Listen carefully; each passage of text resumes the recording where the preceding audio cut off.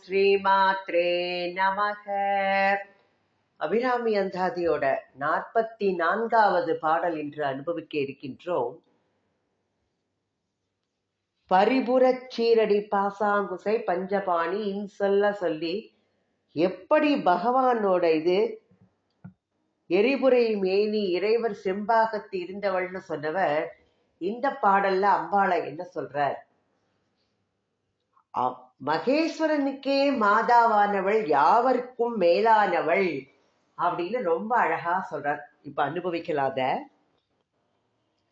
தவளே இவள் எங்கள் சங்கரனார் மனை மங்களமாம், அவளே அவர் தமக்கு அன்னையும் ஆகையினால் இவளே கடவுளர் யாவர்க்கும் மேலே இறைவியுமாம், துவளேன் இனி ஒரு தெய்வம் உண்டாக மெய் தொண்டு செய்தே. தவளே இவள் எங்கள் சங்கரனார் மனை மங்களமாம், அவளே அவர் தமக்கு அன்னையும் ஆகையினால் இவளே கடவுளர் யாவர்க்கும் மேலே இறைவியுமாம், துவளேன் இனி ஒரு தெய்வம் உண்டாக மெய் தொண்டு செய்தே அப்படின்னு சொல்றார். அம்பாள் எப்படிப்பட்டவள்? சிவபெருமானுடைய வாம பாகத்தில் இறைவர் செம்பாகத்து இருந்தவளேன்னு சொன்னார். அப்படி சொன்ன அபிராமி பட்டர் இன்னும் என்ன சொல்லலாம் அப்படின்னு மெதுவா அப்படின்னு கொஞ்சம் கொஞ்சமா எண்ணி பாக்குற. சிவபெருமானுக்கும் அம்பாளுக்கும் எப்பேற்பட்ட உறவு, அந்த உறவை என்ன சொல்றாருன்னா ரொம்ப விசித்திரமானதுன்னு சொல்றாரு. எப்படி? ஏன்னா அம்பாள் என்ன பண்றா, ஒரு சமயம் பரமேஸ்வரனை கல்யாணம் பண்ணிக்கிறதுக்காண்டி தவம் பண்றா. இன்னொரு சமயம் அவளை அடைவதற்காக ஈசன் தவம் பண்ணுகிறாராம் பகவான். அப்போ சிவபெருமானுடைய திருமேனியில சரி பாதி அதை வாமபாகத்து ஒவ்வியதே அப்படின்னு சொன்னவள் அப்படி ஆக்கிரமித்து கொண்டு அப்படி அவளுக்கு எல்லாம் ஃபுல் ரைட்ஸ். நம்ம பார்த்தோம் இல்லையா, பிரம்மாவுக்கு நாக்குல மட்டும்தான் அவர் இருப்பிடம் கொடுத்தார், மகாவிஷ்ணுவோ மார்புல மட்டும்தான் இடம் கொடுத்தார். ஆனா இவர் உடல்ல சரிபாதிய கொடுத்தவர் உரிமையோட அவளுக்குத்தான் ஃபுல் ரைட். அப்படியே அவருக்கு சமானமாக இவருக்கு என்னெல்லாம் உண்டோ அதெல்லாம் அவளுக்கும். அப்போ இவள் என்ன பண்றா, ஒரு சமயம் இவள் தலைவியா, அப்போ பகவான் அவளுக்கு அடிமையா இருக்காருன்னு பார்த்தோம். ஏன்னா அம்பாளோட அடியில இவர் ஊடல் காலத்துல போய் பணியறாருங்கிறதுலாம் பார்த்தோம். நம்ம வணங்குறார். சில சமயங்கள்ல சிவபெருமானுக்கு அடங்கியவளாக பணிந்து அப்படியே பத்தினி அப்படி அம்பாள் இருக்கின்றாள். இப்படி எல்லாம் அவர் ரெண்டு பேரும் நமக்கு எல்லாம் செய்வதற்காக ஒரு நாடகம் மாதிரி நடித்து காமித்தா கூட ரெண்டு பேரும் சிவசக்தியா யுக்தோ, சிவன் வேறு சக்தி வேறு இல்லை.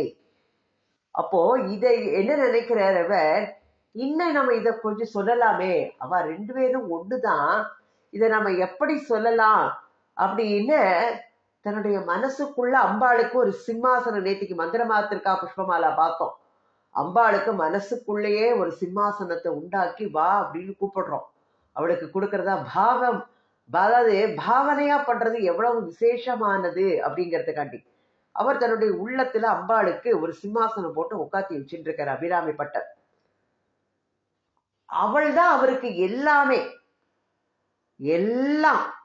அப்போ அம்பாள் எல்லா பக்தர்கள்லாம் என்ன பண்றா, இறைவனோட நெருங்கி அந்த அருளை பெற்று அது கூடவே இணைந்தவர்கள்.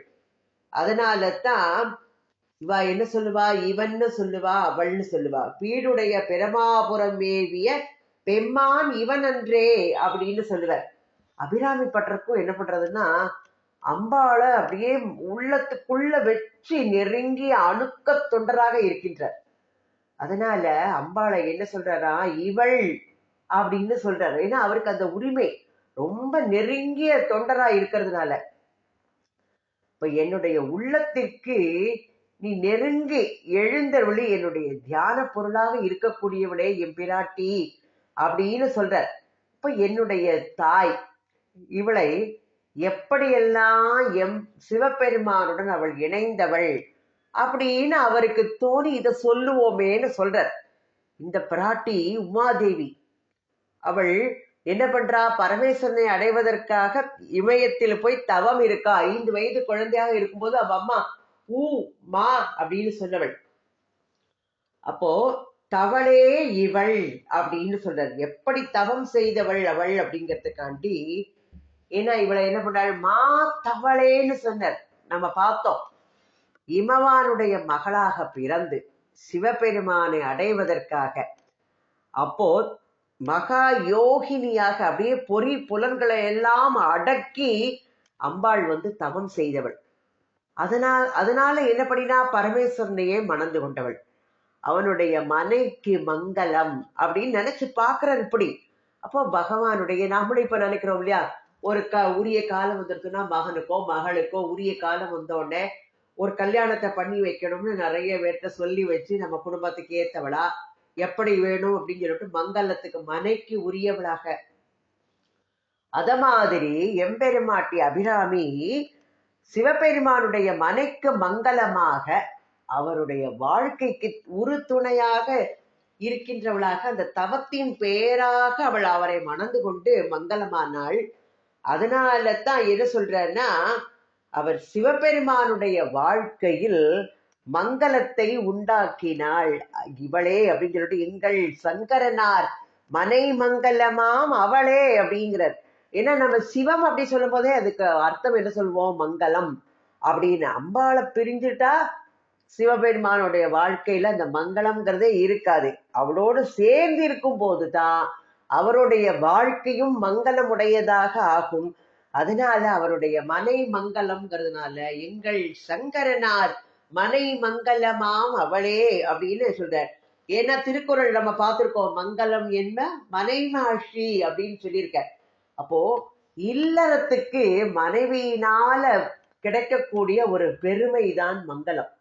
ஏன்னா இல்லத்து அரசியாக இல்லத்து நாயகியாக இருக்கக்கூடியவள் மாண்புடைய பத்தினியாக அம்பாளை பத்தி சொல்லும் போது எப்படி உயர்ந்த பதிவிரதா சிரோன்மணியாக. அதனாலதான் எங்கள் சங்கரனார், எங்கள்னு சொல்றார், எங்கள் சங்கரனார் மனை மங்களம், மனைக்கு அவள் மங்களமாக மாறினாள் அப்படின்னு சொல்றா. மங்களாகிருதி சுமங்கலி அப்படின்லாம் சொல்ல பார்ப்போம், நம்ம லலிதா சகஸ்ரநாமத்துல பார்த்திருக்கோம். ஏன்னா தக்கையாக பரணியில ஒட்டக்கூத்தர் என்ன சொன்னார், மழுவார் திரு நெடு மங்கள மகளே அப்படின்னு சொல்வார். அப்போ இவர் அம்பாளுடைய சிறந்த பக்தர், அம்பாள் தான் அவருக்கு எல்லாமே. அப்ப அம்பாளுடைய நாயகன் சங்கரன், எங்கள் சங்கரனார் அப்படின்னு சொல்றாரு. அம்பாளை அவ்வளவு உரிமையா அவர் வச்சுட்டு இருக்க. அதனால தான் சிவபெருமானை மணப்பதற்காக தவம் செய்து அந்த அவருடைய மனைக்கு மங்களமான துணைவியாக எழுந்திருக்கக்கூடியவள் எப்படி இருக்கின்றாளாம், மனை மங்களம்னா அவருக்கு தாயாகவும் இருக்கின்றாள் அப்படின்னு சொல்றார். ஏன்னா நம்ம என்ன சொல்லுவோம், இது உலகத்துல நம்ம யாராவது சொல்லுவோமா, மனைவியை தாய்ன்னு சொல்ல மாட்டோம், என்னுடைய அம்மான்னு. ஆனால் இவர் இருந்த ராமகிருஷ்ணர் சாரதா தேவியை எப்படி வச்சுட்டு இருந்தார், அவ்வளவு இதா வச்சு அம்பாளா வச்சு இது பண்ணினார். அத மாதிரி இவர் சொல்றார், இது உலகத்துல இல்லாத அதிசயமா. அதனால்தான் மாணிக்க வாசகர் கூட என்ன சொல்லியிருக்கார், சிவபெருமான் அம்பிகைக்கு மணாளனாக இருக்கின்றார், மகனாகவும் இருக்கின்றார்னு சொல்றார். அவர் இமவான் மகற்கு தன்னுடைய கேழ்வன் மகன் அப்படின்னு திருச்சிற்றம்பல கோவையில மாணிக்க வாசகர் பாடியிருக்கார். குமரகுருபரரோ என்ன சொல்லியிருக்கார், தனி முதல் யாம் என்பார்க்கு அம்மனையாய் அவர் தம் மனையானவள் அப்படின்னு மீனாட்சி அம்மை பிள்ளை தமிழ்ல அம்மானை பருவத்தில் சொல்லியிருப்பார். தனி முதல் யாம் என்பார்க்கு அம்மனையாய் அவர் தம் மனையானவள் அப்படின்னு சொல்லி சிதம்பர செய்யுட்கோவையில அனகநாட கற்கு எம் மன்னை மனைவி தாய் அப்படின்னு சொல்றார். சிவஞான சித்தியார் சக்திதான் சிவத்தை ஈன்றும் அப்படின்னு சொல்றார். அப்ப நிறைய இதுல சிவபெருமான் அன்னைக்கு மகனாக இருக்கின்றார் அப்படின்னு தத்துவங்கள் இதெல்லாம் ஒன்றிலிருந்து ஒன்று அப்படியே தோன்றும், அப்படியே அந்த உறவு தெளிப்படும். நமக்கு சிவ தத்துவத்திலிருந்து சக்தி தத்துவம், சிவனுக்கு சக்தி மகள் முறை, அந்த சக்தி தத்துவத்திலிருந்து சதாசிவ தத்துவம், அப்ப சக்திக்கு சதாசிவ மகன். அப்போ ஒவ்வொரு இதுவும் எப்படி வெளிப்படுகின்றது பாருங்க. தத்துவங்கள் ஒன்றிலின்று ஒன்று தோன்றும் முறை. அதனாலதான் இந்த உறவு நம்மளுக்கு சொல்றோம். அதனால இவர் என்ன சொல்றாரு, அவர் தமக்கு அன்னையும் ஆயினள் அப்படின்னு ரொம்ப அழகா சொல்லியிருக்கார். மனை மங்கலம்னு சொன்னவர், தவளே இவள் எங்கள் சங்கரனார் மனை மங்கலமாம், அவளே அவர் தமக்கு அன்னையும் ஆயினள் அப்படின்னு சொல்றார். ஏன்னா பெரும் தலைவன், நமக்கு எல்லாருக்கும் உலகத்துக்கே தாயும் தந்தையுமாக, உலகத்திற்கே நாயகனாக பெரும் தலைவனாக இருப்பவர் பரமசிவன் இல்லையா? ஏன்னா தேவதேவன் மகாதேவன், தேவன்களுக்கெல்லாம் தலைவன், மகாதேவனாக இருக்கக்கூடியவள். அப்போ அவருக்கும் அன்னையாக இருக்கக்கூடிய நிலையாக அபிராமி அன்னையை, அபிராமி எப்படி பாடுறாள், அபிராமி இருக்கின்றாள்னு பட்டர் அபிராமி பட்டர் அழகா சொல்றார். அதனாலதான் பராம்பிகை பரதேவதை அப்படின்னு அம்பாளை சொல்றோம் எல்லாரும். எல்லாரிலும் உயர்ந்த தெய்வம் பரமேஸ்வரன், பரம் ஈஸ்வரன். பரம்னாலே மிக உயர்ந்த, எல்லாருக்கும் தலைவனாக இருக்கக்கூடியவன் பரமேஸ்வரன். அவனுக்கும் மேலானவளாக இங்க அம்பாளை சொல்லும் போது, அப்போ அவளை விட யாரு சிறந்தவர் இருக்க முடியும்? உலகத்துக்கே சிறந்தவரான அந்த பரமசிவனுக்கும் அன்னையாக இருக்கிறதுனால இவளை விட சிறந்தவர் யாருமே இல்லை அப்படின்னு ரொம்ப அழகா எடுத்து சொல்றார் இவர் வந்துட்டு. இப்ப எல்லா தேவர்களுக்கும் மேலாக அவ இருக்கக்கூடியவள், எல்லாரும் இவளுக்கு கீழாக யாவரையும் தன் கீழ் இருக்க செய்து உயர்ந்து நிற்கின்றாளாம் அன்னை எம்பெருமாட்டி. அதனாலதான் ஆகையினால் இவளே கடவுளர் யாவர்க்கும் மேலே இறைவியுமாம் அப்படின்னு சொல்றார். அப்ப எப்பேற்பட்ட உயர்ந்த நிலையில இருக்கக்கூடியவள், யாவரினும் மேலானவளாக, மகாதேவனுக்கே மாதாவாக இருக்கக்கூடியவள். இப்பேற்பட்ட அந்த பரதேவதையும் நம்ம உபாசனை பண்ணி அவளுடைய அருளை பெற்றால் அவர்களுக்கு எதுதான் சித்திக்காது அப்படிங்கிற, மற்றதெல்லாம் எம்மாத்திரம், எது நடக்காது அப்படின்னா, அப்ப மற்ற தெய்வங்கள் எல்லாம் நம்ம என்ன பண்ணுவோம், அவர்களுக்கு ஒரு குறை உண்டானால் தம்மினும் உயர்ந்த தெய்வத்தை நாடி அவர்களை சரணடைந்து அவர்களுடைய துணையால அதை போக்கிக் கொள்வார்கள். அப்ப அவர்களே குறையுடையவர்கள் என்றால் அவர்களை அண்டுபவர்களுக்கு நம்ம என்ன பண்றோம், அதான் பின்னால் சொல்லுவார், வீணே பலிகவர் தெய்வங்கள் பால் சென்று அப்படின்னு சொல்லுவார். அப்போ மற்ற தெய்வத்தை வழிபடுறதோட எல்லா தெய்வங்களையுடையும் மேலான தெய்வமாக இருக்கின்ற அந்த அபிராமியை நாம போய் சரணடைஞ்சிட்டான்னா நம்மளுக்கு என்ன குறை வரும் அப்படிங்கிறார். ஏன்னா மற்ற தெய்வங்களுக்கு ஏதாவது ஒரு குறை இருந்தா அவளை போய் சரணடைந்து அவர்கள் குறையை நீக்கி கொள்ளும் போது நாம் அந்த தெய்வங்களை போய் நம்ம சரணடையும் போது நம்மளுடைய குறை நீங்குமா அப்படிங்கிற மாதிரி சொல்றார். அப்போ அவர்கள் பற்றுக்கோடு அப்படி எப்படிப்பட்டதாக இருக்கணும், அம்பாளுடைய சரணங்களை கெட்டியா நம்ம சரண் புகுந்துக்கணும். அதனால தளராத நிலை நம்மளுக்கு கிடைக்கும். அப்ப தளர்ச்சி அப்படிங்கிறது இருக்கக்கூடாது. நமக்கு ஒரு தளர்ச்சி இருந்தால் நமக்கு யார் ஆறுதல் சொல்வாளோ அவளை போய் நம்ம சரணடைவோம் இல்லையா? அப்ப அப்படிப்பட்ட பற்றுக்கோடாக அம்பாள் இருக்கின்றாள். அப்படி உள்ள தலைவியாக அம்பிகை இருக்கின்றாள் அபிராமி. அப்ப அவளையே போய் சரணாக புகழாக புகுந்து அவளுடைய அருள் நமக்கு கிடைக்க பெற்றால் நாம போய் மற்ற தெய்வங்களை போய் ஏன் நாடணும் அப்படின்னு கேட்கிறார் இவர். அம்பாளை விட மேலான தெய்வம் இல்லைன்னு அபிராமி பட்டர் ரொம்ப நிதர்சனமா உணர்ந்தவர் அவர். அவருக்கு தெரியும் நம்மளுக்கு எப்படி மனசுக்குள்ள பூஜை பண்ணிட்டு இருக்கும் போது அமாவாசையே பௌர்ணமின்னு சொல்லி அவருக்காக அம்பாள் எப்ப ஏற்பட்ட காட்சி கொடுத்து அந்த பௌர்ணமி நிலவை உதைக்கினா அம்பாளை எப்படி மனசுக்குள்ள வச்சுட்டு இருக்காருங்கிறது நம்மளுக்கு தெரியும். அப்போ தன்னுடைய தொண்டை எல்லாம் அவளை தவிர அவர் வேற யாருக்குமே செய்யறதில்லை. அவருக்கு தெய்வம்னா அம்பாள் மட்டும்தான். அப்ப சிவபெருமானுக்கே, எல்லாருக்கும் உயர்ந்த தலைவனான பரமேஸ்வரனுக்கே அன்னையாக இருக்கக்கூடிய இந்த பரமேஸ்வரி அபிராமியை பற்றி கொண்டால் வேறு யாருக்கு போய் நம்ம தொண்டு செய்யணும் அப்படின்னு கேட்கிறது அது நியாயமானதானே? நமக்கு ஒரு கஷ்டம்னா ஒருத்தனை போய் கேட்கும் போது அவர்களுக்கு ஒரு கஷ்டம் அவர்களே இன்னொருத்த முறையிடுறதால நம்ம இவாள்கிட்ட முறையிடுறதோட டைரக்டா அங்கேயே போய் முறையிடலாமேன்னு சொல்றார்.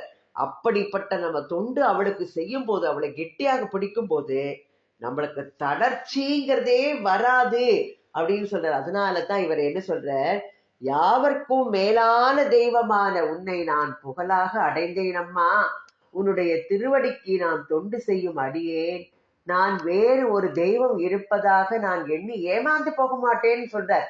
அப்படி எண்ணி வழிபாடு செய்தல் முதலிய தொண்டுகளை எல்லாம் நான் மனதாலே நினைக்க மாட்டேன், என் மையினாலும் அதை செய்யவும் மாட்டேன். அப்படி செய்தால் அவர்களால் எனக்கு வரும் துன்பத்தை நீக்க முடியாது, நான் தளர்ச்சி அடைய மாட்டேன். உன்னையே சரண் புகுந்தாச்சுன்னா எனக்கு என்ன வேணும் அப்படின்னு உறுதியா அப்படியே ஆணித்தரமா நமக்குமாக எடுத்து சொல்றார் அவர். துவளேன் இனி ஒரு தெய்வம் உண்டாக மெய் தொண்டு செய்தே அப்படின்னு சொல்றாரு. எனக்கு தளர்ச்சியே வராது.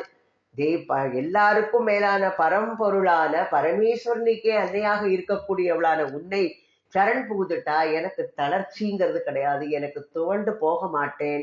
அதனால வேறு தெய்வமே எனக்கு தேவையில்லை, நீதான் எல்லாமாக எனக்கு இருக்கக்கூடியவள், மாத்தவளே உன்னையன்றி மற்றொரு தெய்வம் வந்திப்பதேன்னு பார்த்தோம். நம்ம ஏற்கனவே அவர் சொன்னார். அது அப்போ மனம், வாக்கு, காயம் அப்படி இந்த 3 கரணங்களினாலையுமே அம்பாளையே தியானம் பண்ணி அவளையே நம்ம வாழ்த்தி தொண்டு செய்கின்றவராக இந்த அபிராமி பற்றி இருப்பதனால அவருக்கு ரொம்ப உரிமையாக, தனி உரிமையாக அம்பாளை நினைக்கின்றாள். அப்போ அப்படி இருக்கும் போது அவர் யாருக்கு தொண்டு செய்வார்? தன்னுடைய மேனியினால செய்யக்கூடிய தொண்டை கூட வேறு ஒருவரை தெய்வம் என்று எண்ணி நான் செய்யவே மாட்டேன், உனக்குத்தான் எல்லாம், என்னுடைய எல்லா செயல்களும் உனக்கே அர்ப்பணம் அப்படின்னு சொல்றார். மற்றவாளை போய் நான் தொழுதேன்னா எனக்கு தளர்ச்சி தான் வரும், அதனால எனக்கு வேண்டாம் வேற யாருமே, அவர்களுக்கு ஒரு துன்பம் வந்தால் உங்ககிட்ட சரணடையலாமா, நான் ஏமா அவளை போய் சரணடையணும், நீதான் எல்லாருக்கும் மேலான பரம் தெய்வமாக இருக்கக்கூடியவள், அதனால உன்னையே நான் சரண் புகுந்துக்கிறேன்னு போய் அம்பாள் காலடியிலேயே போய் விழுந்து மனசுக்குள்ள தனி உரிமையா அம்பாள்கிட்ட எல்லாத்தையும் அழகா நமக்காக அவர் சொல்லுவது மாதிரி எடுத்து சொல்கின்றார். தவளே இவள் எங்கள் சங்கரனார் மனை மங்களமாம், அவளே அவர் தமக்கு அன்னையும் ஆயினள், ஆகையினால் இவளே கடவுளர் யாவர்க்கும் மேலே இறைவியுமாம், துவளேன் இனி ஒரு தெய்வம் உண்டாக மெய் தொண்டு செய்தே அப்படின்னு சொல்றார். என் நெஞ்சிற்கு நெருக்கமாக இருக்கக்கூடிய தியான பொருளாக இருக்கின்ற இந்த அம்பாள் இறைவரை பரமேஸ்வரனை மணந்து கொள்வதற்காக ஒரு தவத்தை மேற்கொண்டாள். அப்படி தவம் செய்த உமாதேவியே எங்கள் தந்தை, உலகுக்கே தந்தை இல்லையா, ஜகத் ரட்சகருக்கு ஜகதர பிதரோ மாதக அப்படின்னு சொல்றாரு. எப்படி பரமேஸ்வரனும் அம்பாளும் தான் உலகத்துக்கே மாதாவும் பிதாவுமாக இருக்கக்கூடியவர்கள். அப்ப எங்கள் தந்தையாகிய சங்கரனுடைய மனை வாழ்வுக்கு மங்களமாக இருக்கக்கூடிய அபிராமியே, அவருக்கு நீயே ஒரு இதுல அன்னையாகவும் இருக்கின்றாய், அதனால நீ எல்லா தேவர்கள் யாவருக்கும் மேலான தலைவி நீதான், உன்னை நான் தெய்வமா கொண்டு தொண்டு செய்வதை அன்றி வேறு ஒரு தெய்வம் இருக்குன்னு எண்ணி மெய்யினால் கூட நினைக்க மாட்டேன் சொல்வாள், நான் கனவுல கூட நினைக்க மாட்டேன், அதை நினைச்சு என்னோட இதனால அவர்களுக்கு தொண்டு செய்து அதனால நான் தளர்ச்சி அடையவே மாட்டேன். ஏன்னா எல்லாருக்கும் மேலான தெய்வமாக உன்னை நான் சரண் புகுந்ததுனால எனக்கு நீதான் எல்லா கதியாக இருக்கக்கூடியவள் அப்படின்னு ரொம்ப உரிமையா அழகா இவளே அவளேன்னு எப்படி சொல்றார். ஏன்னா அவருக்கு அம்பாள் கிட்டக்க இருக்கிற நெருக்கம் அப்படி ஒரு இது கான்வர்சேஷன் டெய்லி அம்பாள்கிட்ட பேசி நடத்துறார். இப்ப அவருக்கு எவ்வளவு பெரிய பாக்கியம் கிடைச்சிருக்கு, அன்னைய அவர் தொழுது இது பண்ணுனா. அதனாலதான் அபிராமி பதிகத்துல சொன்னார், ஒவ்வொரு திருக்கடை ஊர்ல எப்படி அவள் அவளால் அந்த ஊருக்கு எப்படி பெருமை கிடைத்தது அப்படின்னு சொல்லி நம்ம அனுபவிச்சோம் அபிராமி அம்மை பதிகத்துல. இவர் எவ்வளவா ரொம்ப இதா அபிராமியை சரண் புகுந்தால் எந்தவித கஷ்டங்களும் எனக்கு வராது, நான் தளர்வே அடைய மாட்டேன்னு ஆணித்தரமா எடுத்து சொல்றார். நாமும் அவர் சொல்றத இது பண்ணிட்டு அம்பாளை போய் சரண் புகுந்துப்போம், எல்லா விதமான பாகியங்களும் நம்மளுக்கு நிச்சயமா வாழ்வுல கிடைக்குங்கிறதுல சந்தேகமே இல்லைன்னு நமக்கு எடுத்து சொல்றார். அபிராமி அன்னை திருவடிகளே சரணம் சரணம். அபிராமி அன்னைக்கு ஜெய்.